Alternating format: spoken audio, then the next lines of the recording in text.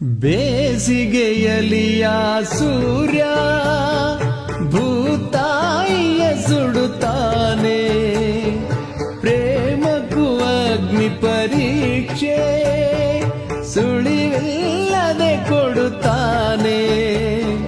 ಬೇಡ ಎಂದರೆ ನಾವು ಸುಡದೇ ಇರುವುದೇ ನೋವು, ಸರಿಯೋ ಕಾಲದ ಜೊತೆಗೆ ವ್ಯಸನ ನಡೆಯುವುದು ಹೊರಗೆ.